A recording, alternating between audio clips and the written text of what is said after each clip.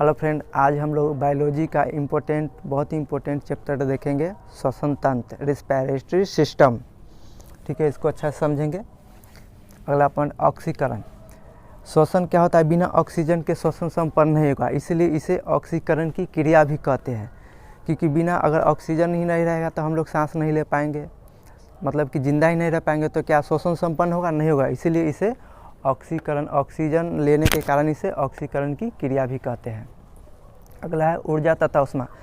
श्वसन के फलस्वरूप क्या होता है कि जब हम लोग सांस लेते हैं तो सांस लेने के कारण क्या हमारे शरीर में पूरा ब्लड जो होता है दौड़ते रहता है, और दौड़ने के कारण, गतिशील होने के कारण वो क्या होता है कि गर्मी प्रदान करते हैं, यानी ऊष्मा और ऊर्जा दोनों उसमें प्राप्त होता है। तो इसलिए हमारे शरीर जो होता है वो गर्म रहता है। अगर कोई इंसान देखे होंगे कि अगर कोई इंसान डेथ कर जाता है, मर जाता है, तो उसका शरीर ठंडा पड़ जाता है। क्यों? कि कोई सांस नहीं ले पाता। जब सांस नहीं ले पाएगा तो उसका ब्लड जो है शरीर में एक जगह रुक जाता है, और एक जगह रुकने के कारण क्या होता है, वो ठंडा पड़ जाता है, और ठंडा पड़ने के कारण गतिशील उसमें ऊर्जा प्राप्त नहीं होता है। अब अगला है अपचाय। श्वसन क्या है? एक अपचायी क्रिया भी है। अपचायी क्रिया, इसको इंग्लिश में क्या बोलते हैं? कैटाबोलिक। अपचाय मतलब होता है किसी चीज़ को तोड़ देना, और एक होता है एनाबोलिक, जो किसी चीज़ को जोड़ देना। तो श्वसन क्या है? एक अपचाय क्रिया भी है, इसको इंग्लिश में कैटाबोलिक कहते हैं। अगला टॉपिक हम लोग समझेंगे श्वसन अंग। सबसे पहले आता है स्तनधारी। स्तनधारी उसे कहते हैं जो अपने बच्चे को दूध पिलाता है, जैसे हो गया इंसान, हो गया गाय, भैंस, बकरी, ये सब क्या होगा? ये स्तनधारी में आता है। तो ये सब क्या चीज़ से सांस लेता है? फेफड़ा से सांस लेता है। लंग्स, फेफड़ा यानी लंग्स यानी फेफड़ा से सांस लेता है। अगला है कीट मकोड़े क्या होता है? वो डायरेक्ट श्वसन नली से सांस लेता है, यानी ट्रेकिया से वो डायरेक्ट सांस लेता है। कीड़े मकोड़े जो होता है वो डायरेक्ट श्वसन नली से सांस लेता है, यानी ट्रेकिया से सांस लेता है। अगला है जलीय जीव। जलीय जीव जो होता है वो क्या चीज़ से सांस लेता है? गिल्स से सांस लेता है। जैसे मछली हो गया, मछली क्या होता है? फेफड़ा है, तो वो डायरेक्ट गिल्स से सांस लेगा। अगला है मेढक 3 तरीक़ा से सांस लेता है। जब वो बच्चा रहेगा, जब वो बचपन में रहेगा तो वो गिल्स से सांस लेगा। वो बचपन में देखे होंगे, बचपन में रहेगा, बच्चा रहता है तो वो मछली के समान रहता है, छोटा मछली, जैसे छोटा मछली नहीं रहता, उस तरह से मेढक जब बच्चा रहता है तो सांस लेता है। जब वो बड़ा हो जाता है, जवानी में आ जाता है, तो जब वो धरती पे रहेगा तो वो फेफड़ा से सांस लेगा, वही ज़मीन के अंदर चल जाएगा, यानी ज़मीन में चल जाएगा, ज़मीन के अंदर रहेगा तो वो त्वचा से सांस लेगा। और जब वो बच्चा बचपन में रहेगा, यानी छोटा रहेगा, तो वो मछली के समान रहता है मेढक। तो मछली के समान होने के कारण क्या होता है? वो टेडपोल से सांस लेता है, यानी गिल्स से सांस लेता है छोटा रहने के बाद। और जब बड़ा हो जाएगा तो 2 तरीक़ा से, फेफड़ा से और त्वचा से जब ज़मीन के अंदर जाता है, फेफड़ा से जब ज़मीन के बाहर रहता है, यानी ऊपर में रहता है, तो वो फेफड़ा से सांस लेता है। ठीक है। अगला टॉपिक है श्वासोच्छ्वास, ब्रीदिंग। ब्रीदिंग किसे कैसे कहते हैं? जब हम लोग सांस अंदर लेते हैं तो उसको हिंदी में क्या बोलते हैं? सांस अंदर लेना, उसको हिंदी में क्या बोलते हैं? निश्वासन, यानी इंग्लिश में क्या बोलते हैं? इंस्पायरेशन। और वही सांस बाहर छोड़ते हैं, सांस बाहर छोड़ना, यानी सांस बाहर छोड़ते हैं, तो उसको क्या बोलते हैं हिंदी में? निश्वासन, यानी 2 बूंदा लग गया तो निश्वासन, यानी सांस को बाहर छोड़ना। इसको इंग्लिश में क्या बोलेंगे? एक्सपायरेशन। हिंदी में इसको सांस अंदर लेना को इनपायरेशन और बाहर छोड़ना को एक्सपायरेशन। हिंदी में बाहर छोड़ना निश्वासन और अंदर लेना निश्वासन। ठीक है। और जब हम सांस अंदर लेते हैं तो उसमें नाइट्रोजन की मात्रा कितना होता है? 78। और जिसे हम लोग सांस ले ली तो तुरंत ध्यान में आ जाना चाहिए कि इसमें नाइट्रोजन की मात्रा है 78%, यानी 78%। ऑक्सीजन की मात्रा क्या है इसमें? 21%। और कार्बन डाइऑक्साइड की मात्रा है 0.03%। और वो ऐसा ही जब सांस बाहर छोड़ दिए तो तुरंत माइंड में आ जाना चाहिए कि जितना अंदर लिए थे नाइट्रोजन उतना बाहर छोड़ दिए। 78% नाइट्रोजन अंदर लिए थे और 78% नाइट्रोजन बाहर छोड़ दिए। अब यहाँ पे ये देखना है कि ऑक्सीजन कितना लिए थे? 21%, लेकिन छोड़ रहे कितना? 17%। अब यहाँ पे देखना कार्बन डाइऑक्साइड कितना रहे थे? 0.03%, लेकिन छोड़ कितना रहे? 4.6%। समझ गए? यानी 4 पॉइंट का हेर फेर है। ऑक्सीजन लिए ज़्यादा लेकिन छोड़ रहे कम, और वही कम इधर कार्बन डाइऑक्साइड 0.3 यानी 1%, लेकिन छोड़ रहे कितना? ज़्यादा। ये तुरंत आप ध्यान में चल जाना चाहिए। अभी सांस ले ली तो 78% नाइट्रोजन 21% कार्बन ऑक्सीजन और 0.03% कार्बन डाइऑक्साइड। लेकिन तुरंत छोड़े तो 78% नाइट्रोजन जितना लिए थे उतना छोड़ दिए, और ऑक्सीजन कम गया, 4% कम गया, यानी 17% ऑक्सीजन छोड़ दे, और क्या बोलते हैं 4.6 कार्बन डाइऑक्साइड छोड़िए। तुरंत माइंड में चल जाना चाहिए। अब हम लोग समझेंगे श्वसन अंग, यानी जब हम लोग सांस लेते हैं तो सांस किन किन रास्तों से होकर गुजरता है उसके बारे में समझेंगे।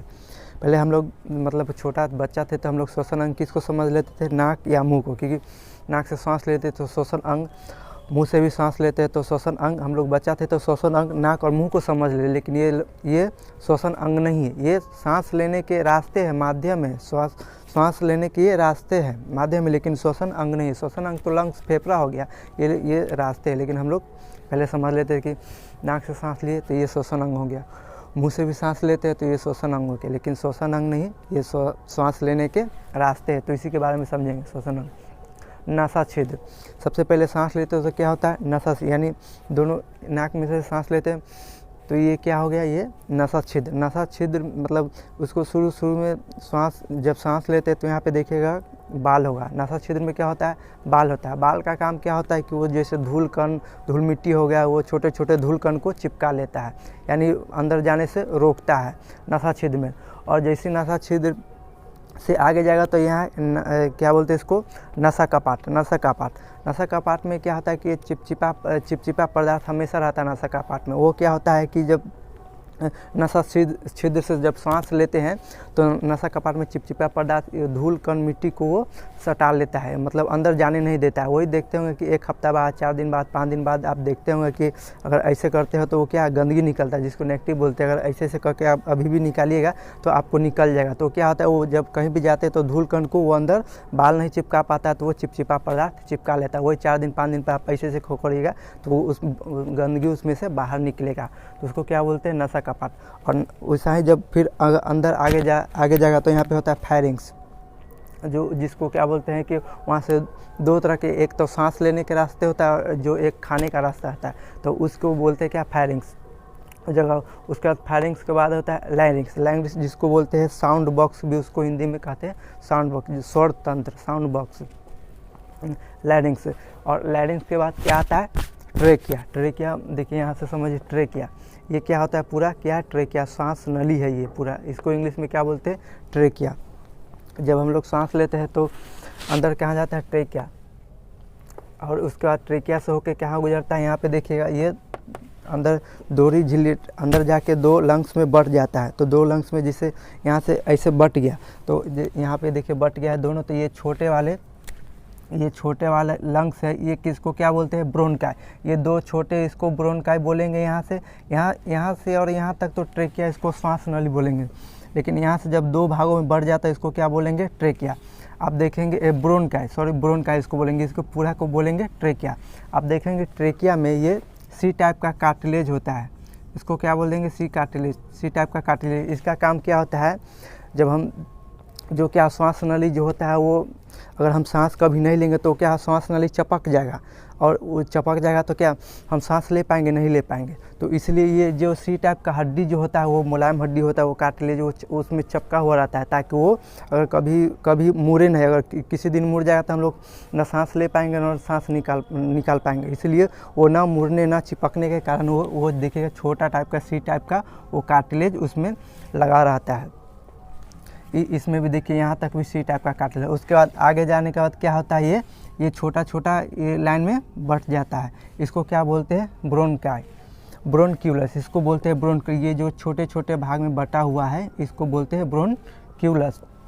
और यही आगे ब्रोनक्यूलस आगे जाके छोटे छोटे गुच्छों में बढ़ जाता है, उसको बोलते हैं अल्वियोलस। उसको हिंदी में वायु कोष्ठक, उसी में जाके ऑक्सीजन हवा उसी में जाके, यानी इसी में जाके वायु कोष्ठक में रहता है, अल्वियोली।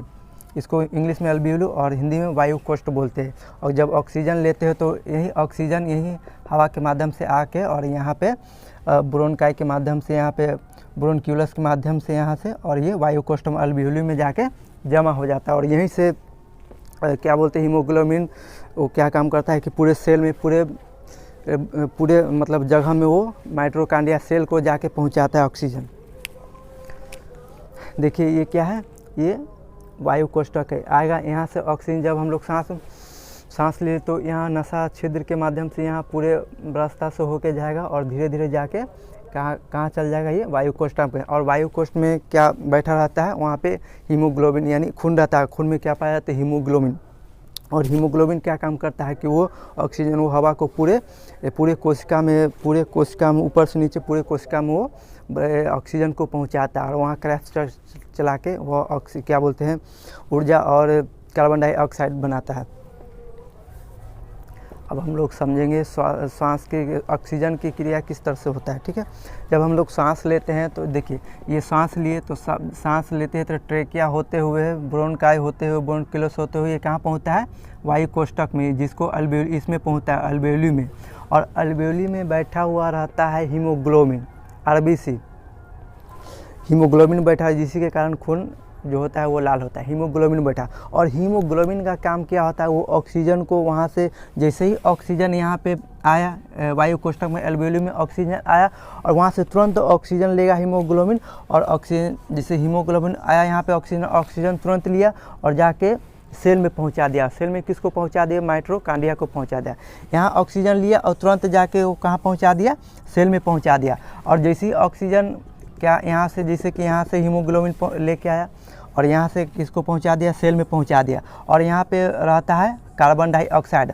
और जब पहुँचाया तो ये क्या, ऑक्सीजन यहाँ पे छोड़ देगा और कार्बन डाइऑक्साइड को फिर पुनः उसी रास्ते से ले जाके फिर वायु कोष्ठक में, अल्वेओली में, फिर वहाँ पे जाके छोड़ देगा। इधर से पहुँचाएगा ऑक्सीजन और इधर से छोड़ देगा कार्बन डाइऑक्साइड। CO2 इधर से सेल से ले जाके CO2 वायु कोष्ठक में छोड़ देगा और उधर से क्या लाएगा, O2 ऑक्सीजन लाएगा। और ये क्या है, ये सेल में लाएगा। अब देखते होंगे कि ये क्या, हीमोग्लोबिन किसका काम करता है, परिवहन का काम करता है। हीमोग्लोबिन जो है वो परिवहन का काम करता है। जैसे तुरंत इस माध्यम से आया ऑक्सीजन और वायु कोष्ठक में, अल्वेओली में पहुंचा और अल्वेओली में बैठा रहता है हीमोग्लोबिन। और हीमोग्लोबिन जो होता है वो तुरंत आया और देखा कि ऑक्सीजन है तो ऑक्सीजन तुरंत लिए और जाके सेल में पहुँचा दिया।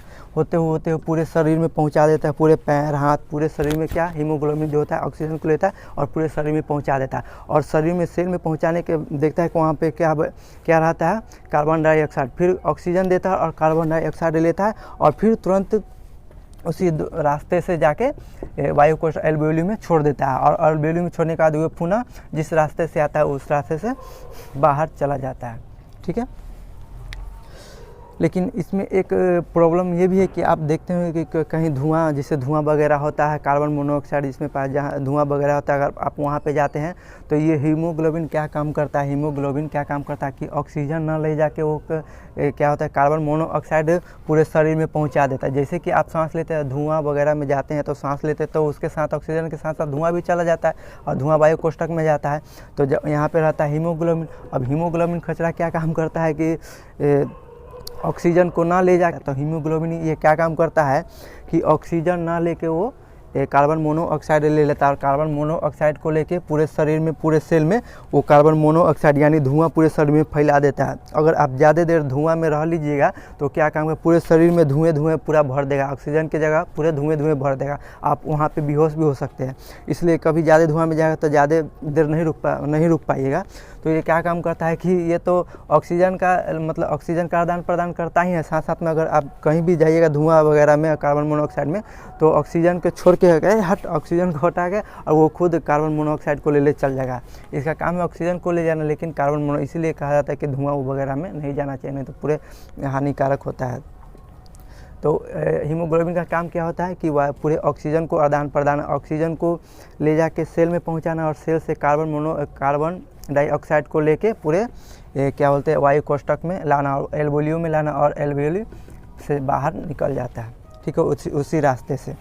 अब अगला है डायफ्राम। ये क्या है, डायफ्राम का काम क्या है, 70% जब हम लोग सांस लेते हैं, जब सांस छोड़ने के लिए फेफड़ा में, लंग्स में इतना शक्ति नहीं होता है कि वो सांस को बाहर छोड़ सके, तो ये क्या है, डायफ्राम क्या काम करता है, वो सांस छोड़ने के लिए मदद करता है। 70% मदद ये डायफ्राम करता है। जैसे सांस तो अंदर ले लेकिन छोड़ कैसे, मतलब छोड़ने के लिए फेफड़ा के पास इतना शक्ति नहीं, तो ये डायफ्राम क्या काम करता है कि ये है, वो सांस लेते समय ये लंग्स क्या होता है, होता है, बड़ा हो जाता है। जब बड़ा होने के कारण ये डायफ्राम जो है नीचे बढ़ जाता है।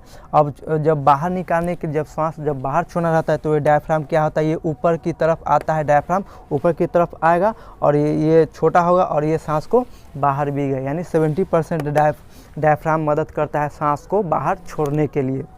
कोई फिल्म अब अगर कोई इंसान अगर एक्सीडेंट करता है तो आप देखे होंगे कि कोई इंसान एक्सीडेंट करता है, ना उसका पैर हाथ टूटा, ना माथा उथा फूटा और कभी कभी वो मर जाता है। तो क्यों मर जाता है, वो वही डायफ्राम जो होता है वो डैमेज हो जाता है, टूट जाता है। जब डायफ्राम टूट जाएगा तो सांस तो ले लेंगे लेकिन सांस को बाहर नहीं छोड़ पाएंगे। इसीलिए कभी कभी देखेंगे कोई इंसान गिरा, एक्सीडेंट हुआ और उसको हाथ पैर कुछ भी नहीं टूटा, चाहे उतना मतलब उतना डैमेज भी कुछ नहीं हुआ बाहर से, लेकिन वो मर जाता है इंसान। क्यों मर जाता है, तो उसका अंदर का जो यही डायफ्राम टूट जाता है जो सांस को बाहर नहीं छोड़ पाता है, इसी कारण वो डेथ कर जाता है। अगला है एपिग्लोटिक्स। अब एपिग्लोटिक्स का काम क्या है कि जब हम लोग खाना खाते हैं तो आप एपिग्लोटिक्स, अगला है एपिग्लोटिक्स। अब एपिग्लोटिक्स का काम क्या है, जब हम लोग खाना खाते हैं तो एक ही नली रहता है। जब खाना खाने का और सांस जो सांस अंदर जाता है वो एक ही रास्ता से होके जाता है। यहाँ से रास्ता चेंज होता है। जैसे ये तो रास्ता क्या है, एक ही है, लेकिन यहाँ से रास्ता चेंज होता है। तो इस रास्ते से भोजन जाएगा और इस रास्ते से क्या होता है, सांस जाएगा। लेकिन वहाँ पे एक मेन रहता है एपिग्लोटिस। वो क्या काम करता है कि जब हम लोग खाना खाते हैं तो वो सांस के रास्ते ना भेज के वो भोजन वाला नली में भेजेगा, जो भोजन का नली है उसमें भेजेगा। और जब हम लोग सांस लेंगे तो सांस वाला नली में सांस जाएगा। तो ये काम कैसे करता है, जब हम लोग खाना खाते हैं तो जैसे हम लोग खाना खाते हैं तो हमारा माइंड जो होता है तुरंत इंडिकेट कर देता है कि यार अभी हम लोग खाना खा लें। तो एपिग्लोटिस को जाके तुरंत सूचना देता है कि अभी अंदर जो जा रहा है वो भोजन जा रहा है। और एपिग्लोटिस क्या काम करेगा कि वो भोजन को भोजन के रास्ता में भेजाएगा, यानी खाना खाने वाला रास्ता में भेजाएगा। और जब हम लोग सांस लेंगे तो वो सांस वाला रास्ता में सांस को जाने देगा। एपिग्लोटिस का काम रहता है, क्या बोलते हैं, इधर से और मतलब जो सामान जिस रास्ते से जाएगा उस रास्ते से इंडिकेट है। अभी कभी कभी देखते होंगे कि हम लोग खाना खाते हैं और कोई दूसरा चीज़ सोचने लगते हैं, कुछ मतलब दूसरा चीज़ सोचते हैं, तो वो माइंड इंडिकेट नहीं कर पाता है। अगर माइंड में तो कोई दूसरा चीज़ चल रहा है तो माइंड इंडिकेट नहीं कर पाता है, मतलब एपिग्लोटिस को सूचना नहीं दे पाता है। और इसी कारण क्या होता है कि हम लोग मतलब कोई दूसरा चीज़ सोच रहे हैं और खाना खा रहे हैं तो माइंड जो है एपिग्लोटिस को सूचना नहीं दे पाता है। इसी कारण क्या होता है कि जो खाना होता है वो श्वास नली में जाके, भोजन नली में ना जाके वो क्या होता है, श्वास नली में जाके कभी कभी चल जाता है। इसी कारण जो क्या होता है, हिचकियाँ आने लगता है, जैसे ज़ोर ज़ोर से हिचकी आने लगता है खाना खाते समय अगर कोई चीज़ सोच लेंगे। लेकिन यहाँ पे क्या होता है कि यार कोई होता है ना कि यार हमको कोई याद कर रहा है तो हमको हिचकी आ रहा है, ऐसा नहीं। आप किसी को याद करते तब आपको हिचकी आता है, वो भी खाते समय। इसलिए कहा जाता है कि खाना खाते समय माइंड कंटेस्ट खाना पे रहना चाहिए, कभी इधर मतलब सोचना वोचना नहीं चाहिए कोई दूसरा बात है। खाना खाते समय अच्छा से ध्यान से खाना खाना चाहिए। अगर वही मतलब कोई दूसरा चीज़ सोचने लगते हैं तो एपिग्लोटिस इंडिकेट, मतलब माइंड जो है एपिग्लोटिस को इंडिकेट नहीं कर पाता है, सूचना नहीं दे पाता। इसी कारण क्या होता है, कभी कभी भोजन जो होता है वो श्वास नली में चला जाता है और श्वास नली में जाने के कारण जो होता है वो फिर वो क्या होता है कि वो बाहर बिगने लगता है, क्योंकि वहाँ तो हवा रहता है, वो बाहर बिगने लगता है, इसलिए हिचकियाँ आने लगता है। ठीक है, इसलिए कहा जाता है, इसीलिए सब बोलता है कि खाते समय खाना पे कंटेंट कुछ मतलब दूसरा चीज़ नहीं सोचना चाहिए। ऑक्सीजन, अगला है ऑक्सीजन सिलेंडर। जब आप देखते होंगे कि कोई पर्वतरोही है। अब हमारा अगला टॉपिक है ऑक्सीजन। जैसे ऑक्सीजन सिलेंडर होता है, पर्वतरोही क्या काम करता है कि अपने पीठी पे क्या लेता है, ऑक्सीजन के साथ साथ उसमें क्या मिक्स होता है, नाइट्रोजन भी मिक्स होता है। और जब पर्वतरोही पर्वत पे चढ़ता है तो पीठी पे ऑक्सीजन सिलेंडर लिए हुए रहता है, उसमें क्या रहता है, ऑक्सीजन के साथ साथ नाइट्रोजन भी रहता है। अब आप लोग सोचते होंगे कि सर, आप लोग सोचते होंगे कि नाइट्रोजन को मिलाना क्या जरूरत है, जब ऑक्सीजन एक तो हवा में रहता है नाइट्रोजन, तो हम लोग सांस में मतलब मजबूरी लेना पड़ता है। लेकिन ऐसे तो उसमें तो मिलाने की ज़रूरत नहीं। लेकिन क्या होता है कि हम लोग को ऑक्सीजन, शुद्ध ऑक्सीजन लेने का आदत नहीं है। अगर कोई भी चीज़ अगर मतलब शुद्ध ऑक्सीजन लेंगे तो क्या होता है कि फेफड़ा में ज़्यादा चोट पहुंचेगा, क्योंकि शुद्ध ऑक्सीजन भारी होता है और फेफड़ा में चोट पहुंचने के कारण हम लोग मर भी सकते हैं। इसीलिए जब पर्वतरोही जाता है तो उसके साथ ऑक्सीजन के साथ साथ नाइट्रोजन भी मिलाया जाता है, क्योंकि उसको शुद्ध ऑक्सीजन लेने का आदत नहीं रहता है। और वही जब समुद्र में जाता है तो उसमें भी उसके साथ ऑक्सीजन के साथ साथ नाइट्रोजन मिलाया जाता है। और जब ज़्यादा गहरा समुद्र में जाता है तो ऑक्सीजन के साथ साथ हीलियम मिलाया जाता है। ठीक है, समझ रहे हैं। जब वो समुद्र में जाता है तो उसके ऑक्सीजन के साथ नाइट्रोजन मिलाया जाता है, लेकिन ज़्यादा गहरा समुद्र में जाता है, जब सबसे नीचे ज़मीन पे गहरा समुद्र में, तो ऑक्सीजन के साथ हीलियम मिलाता है। इमरजेंसी होता है और एक कम इमरजेंसी होता है। तो ये ज़्यादा इमरजेंसी में क्या होता है कि वो ऑक्सीजन सांस को मतलब खींच पाने की शक्ति ज़्यादा नहीं है, तो आप देखते होंगे कि पाइप पूरा नाक से अंदर तक ले जाके उसको क्या होता है फेफड़ा में डायरेक्ट डाला हुआ रहता है और उससे पंप मारता है। ज़्यादा सीरियस कंडीशन होता है उसके मतलब उस स्थिति में ये काम किया जाता है। नहीं तो जो नॉर्मल है उसको क्या ऑक्सीजन मास्क लगा दिया जाता है तो आराम से सांस मतलब ले लेता है, सांस आराम से सांस ले जाता है। लेकिन जब ज़्यादा सीरियस कंडीशन होता है, सबसे ज़्यादा सीरियस कंडीशन, तो उसको क्या काम होता है पूरा पाइप को नाक के दले एकदम श्वास नली में जाके फेफड़ा तक पहुंचाता है और उसको क्या बोलते हैं ऑक्सीजन से पंप से उसको दिया जाता है। एकदम ज़्यादा सीरियस कंडीशन में ये काम किया जाता है। ठीक है, आई होप कि आप लोग ये अच्छा से समझे होंगे। अगर नहीं समझेंगे तो एक बार नहीं 2 बार वीडियो देखिए और मैं कोशिश करूँगा रेगुलर वीडियो आपको मतलब रेगुलर वीडियो पहुँचाने के इस चैनल पर अपलोड करने के लिए। ठीक है, तो आज का टॉपिक यहीं पे समाप्त होता है। और जाते जाते एक क्वेश्चन आपसे पूछते हैं, प्लीज़ इसका जवाब कमेंट बॉक्स में ज़रूर लिखिएगा। ऑक्सीजन का आदान प्रदान कौन करता है? जब ऑक्सीजन एल्वियोली में पहुंचता है तो वहां से ऑक्सीजन का आदान प्रदान और CO2 का आदान प्रदान कौन करता है? इसका जवाब आप लोग प्लीज़ कमेंट बॉक्स में ज़रूर लिखें। और नेक्स्ट वीडियो के लिए प्लीज़ अगला नेक्स्ट वीडियो कल या परसों तक में मैं लोड कर दूँगा। तब तक के लिए दीजिए इजाज़त, नमस्कार।